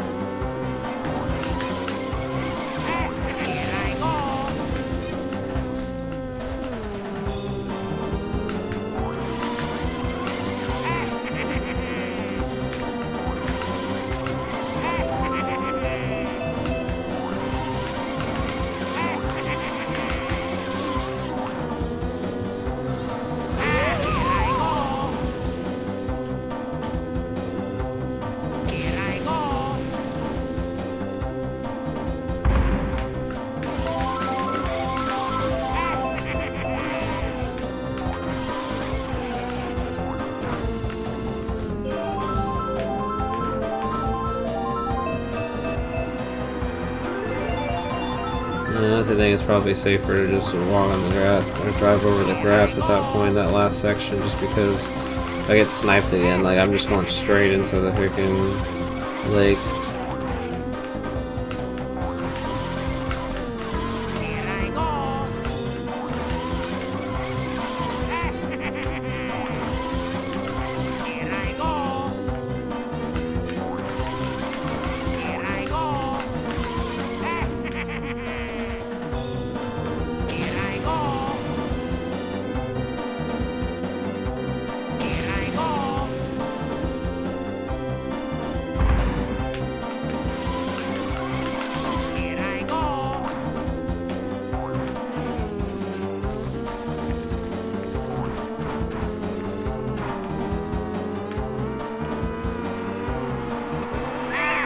did you come from, Yoshi? Unreal.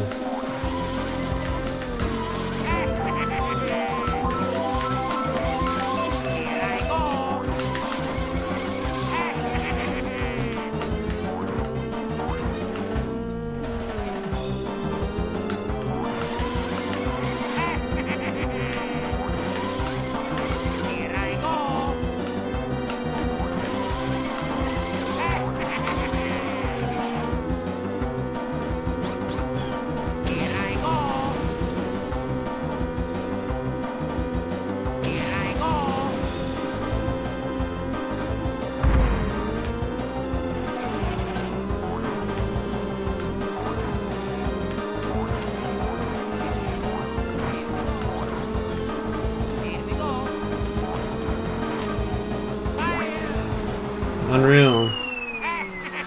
That last stretch at the end is always annoying. Especially since freaking Yoshi just decided to come in out of nowhere again, like unreal. And now I'm 1 point away, jeez. So I pretty much have to beat Yoshi, that's the thing. Get the freak out of here, Yoshi. Stay far behind. I don't need you in the top.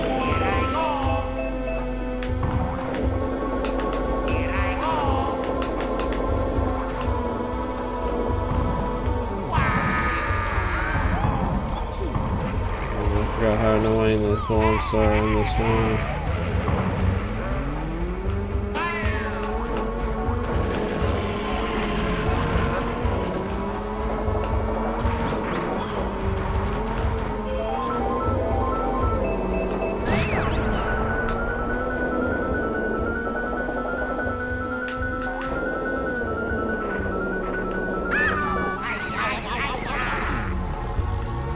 Oh shoot. Of course, because why wouldn't that happen, right? You know, freaking idiot with a banana peel, you know, just at the last minute.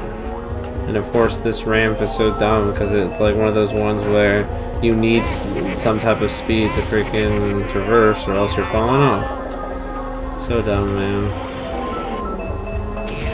And I get useless triple mushrooms. Probably aren't gonna catch me up.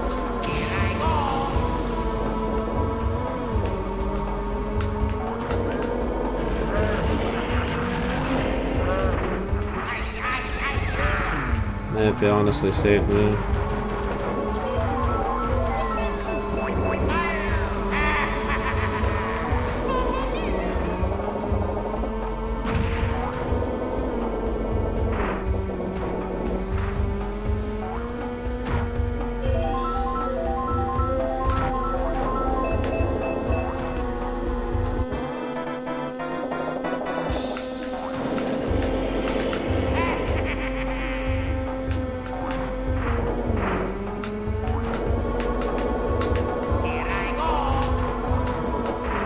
Unreal.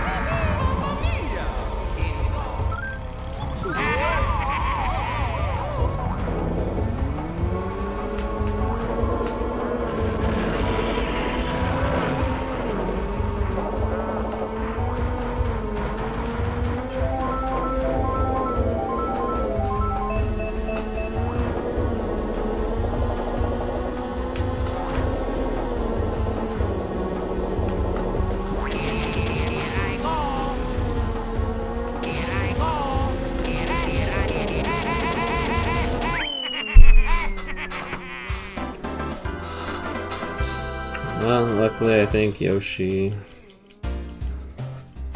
is really the only threat right there.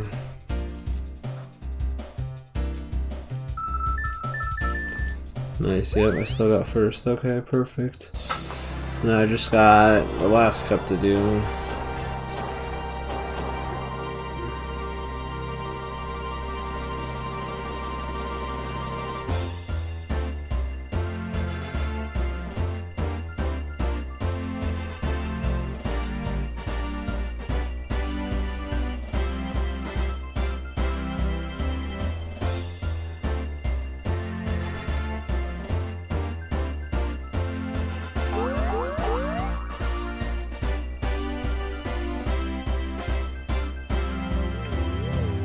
which I will be using Bowser, my favorite character in the game. So we'll see how well that goes.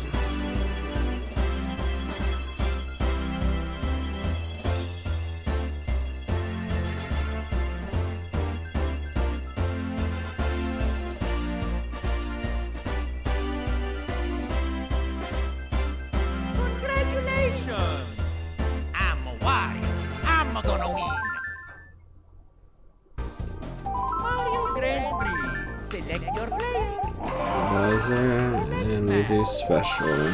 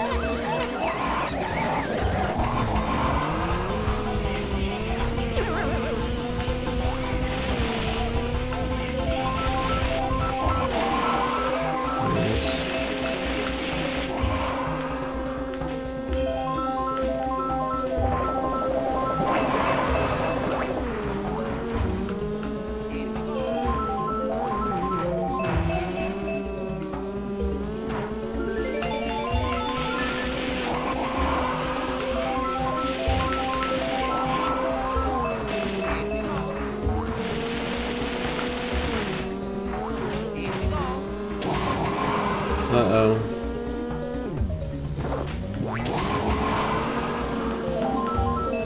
The only thing about ramps like that is that these older games, they weren't as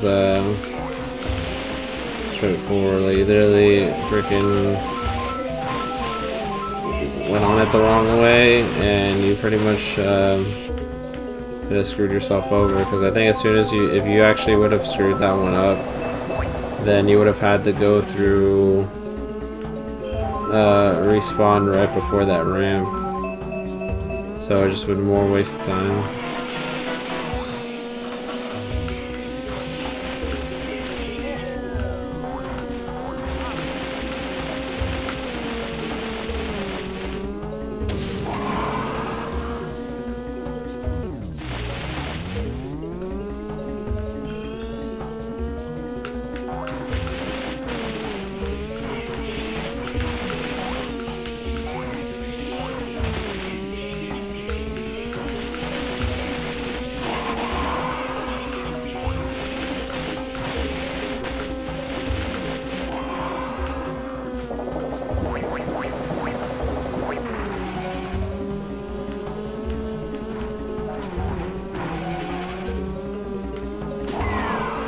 How did Luigi not get hit by any of that? Is my question. What invincibility frames did he have?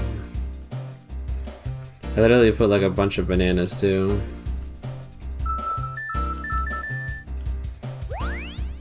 So it doesn't make sense with this rubber banding crap.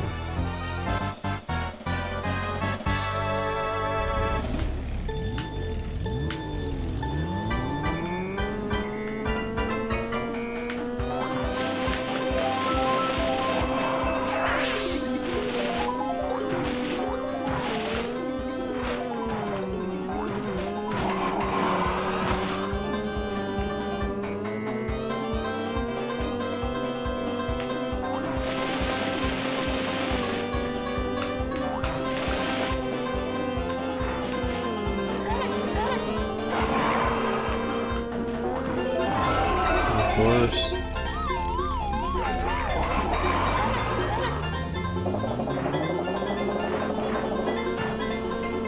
Giant egg blocking my way. I don't even know who the heck's in first place.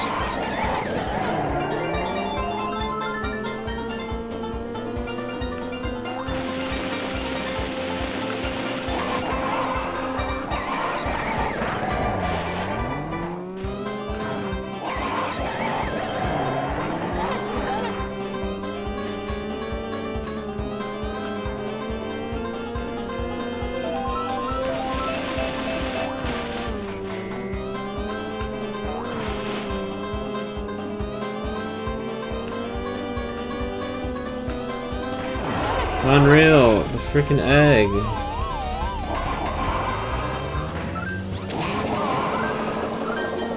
Well, I mean, I already lost the race. As unfortunate as that is. So I guess second place we'll just have to do. I don't know who the freak got that far ahead.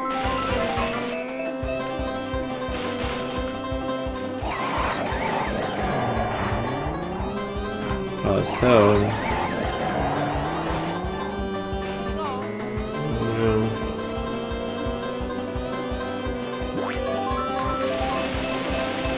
No, this will be perfect for the freaking final area. As I get past the stupid egg.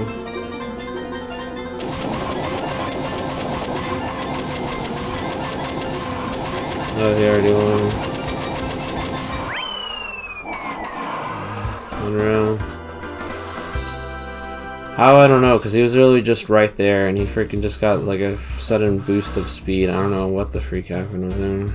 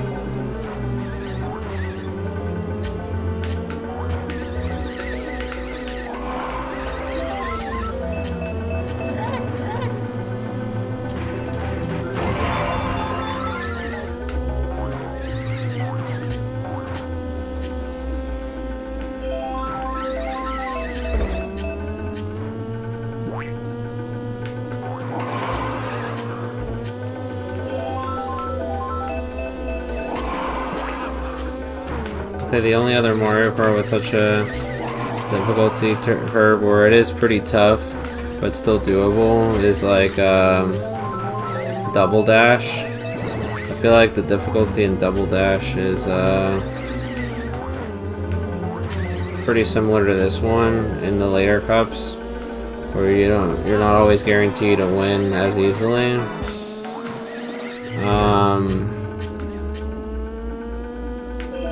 At least in my opinion, especially on like Rainbow Road and all that stuff, because well, Double Dash is fun. You know, I do really enjoy that game. The controls are oh shoot, controls are pretty clunky with the two-cart mechanic.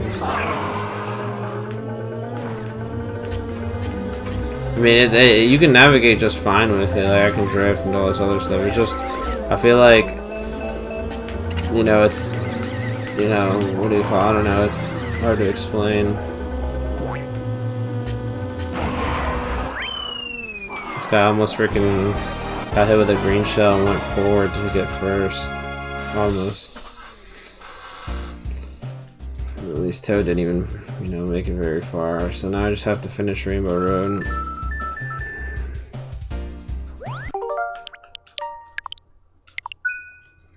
Alright, let's try this one. See if I can do the shortcut.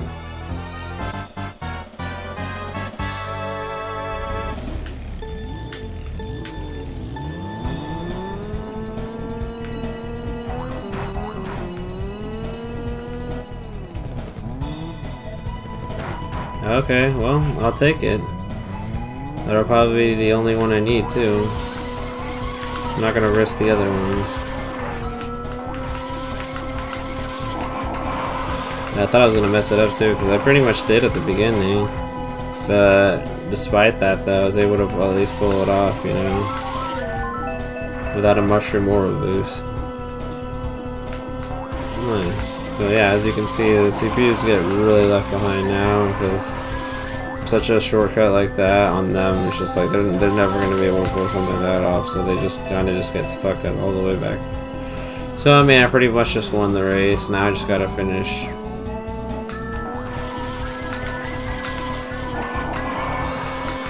Not bad for a first playthrough. I mean, it was definitely tougher than I remembered.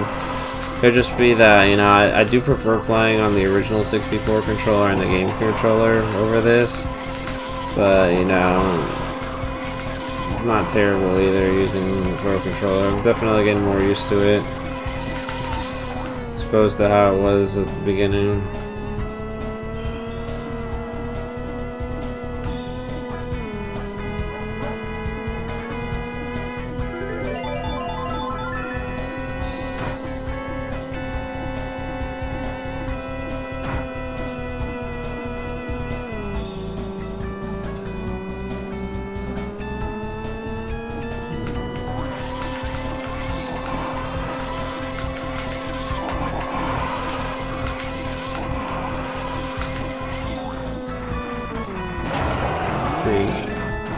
And Chain Chomp was specifically going after me there. Like, there's no reason why I had to stay that long on that side.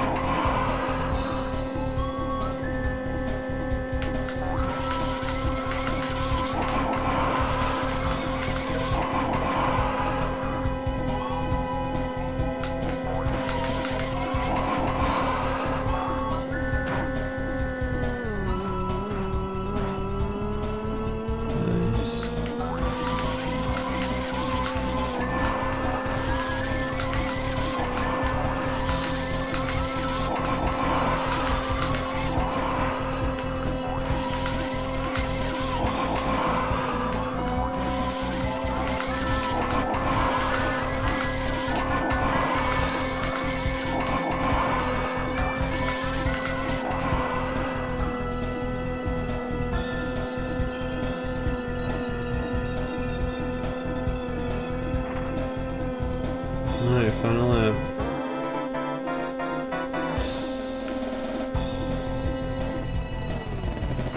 I almost fell off the map right there, unreal.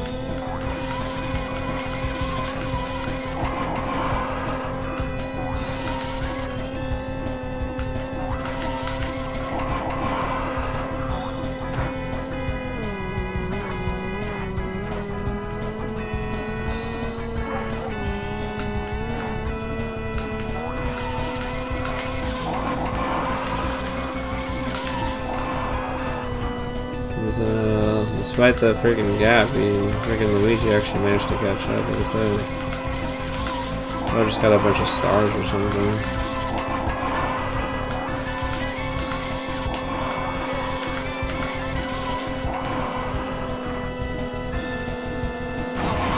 Yeah, you stay behind. There's no freaking reason for you to have got up to me at that point.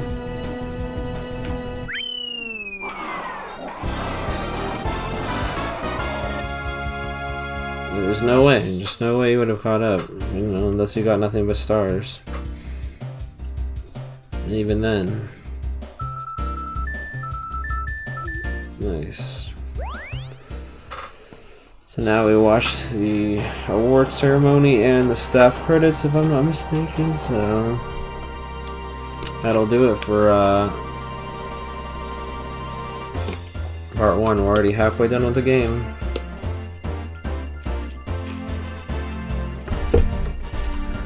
Not too shabby, not too shabby at all.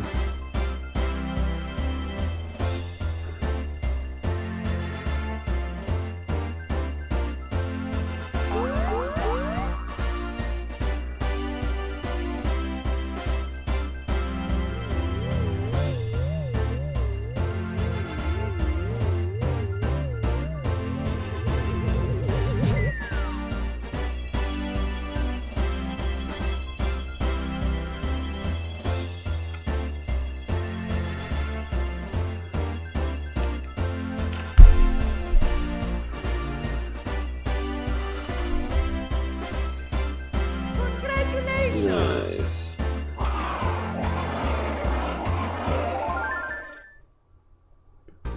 Actually, no staff credits there either. Dang. Okay, so I guess just 150 then. Alrighty, guys. Thank you so much for watching the stream. Be sure to leave a like, comment, and share the stream. Let me know how I did. As always, God bless. Have a great rest of your day, and I'll be sure to